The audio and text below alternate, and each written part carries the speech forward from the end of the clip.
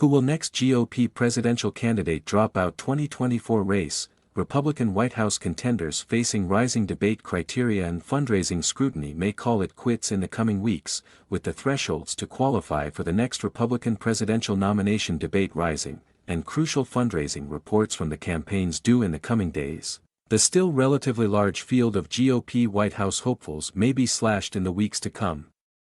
Governor Chris Sununu of New Hampshire, who flirted with a 2024 run before deciding against it, has been saying for months that the field in the Republican presidential nomination race needs to shrink.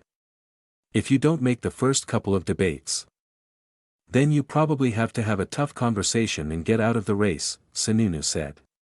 Former New Jersey Governor Chris Christie, who made the stage at the first two Republican showdowns, told Fox News in August that for his rivals who haven't made the stage at the debates, it's time to go.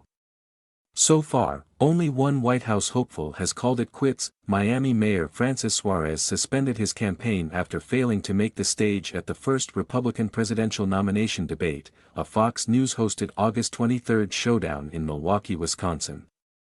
Former Arkansas Governor Asa Hutchinson, the only one of the 8 candidates on the stage at the first debate who failed to qualify for Wednesday's second debate, a Fox Business co-hosted event held at the Ronald Reagan Presidential Library in Simi Valley, California, says if he fails to make the stage at the third GOP presidential nomination debate, he'll consider dropping out. "If I don't make that, we'll reevaluate where we are," Hutchinson told reporters this week as he referred to the third debate, which will be held November 8 in Miami, Florida. When asked for clarification if his response meant he would consider dropping out, Hutchinson answered, "Sure." Michigan businessman and quality control industry expert Perry Johnson, who failed to qualify for the first 2 debates, is now mulling a pivot to run for the open Senate seat in his home state. "Obviously, it's no secret that I've had a lot of calls to run for this seat because they do want to win this seat. But at this point in time, my focus is right on the presidential race, and, believe me, that's taking all my time and energy at this point," Johnson told Fox News on Thursday.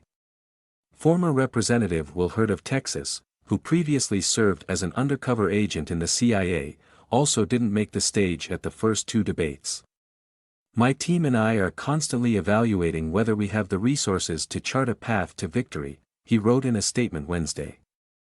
"I'm headed to New Hampshire to spread my message to the Granite State ahead of the first-in-the-nation primary.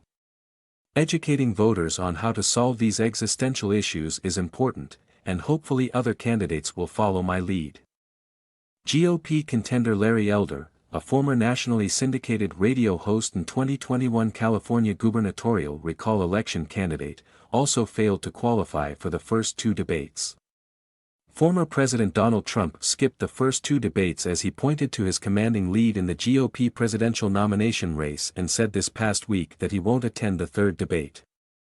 Sununu, a vocal Trump critic, envisions a smaller field by the end of the year, just ahead of the Iowa caucuses and the New Hampshire primary, the first 2 contests in the Republican nominating calendar.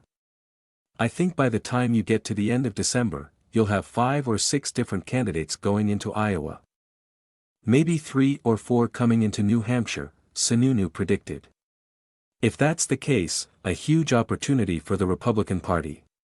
The July-September third quarter of fundraising came to a close on Saturday, with the campaigns required to post their figures in the next 2 weeks. A lackluster fundraising report could be the death knell for some of the candidates struggling to make the debate stage.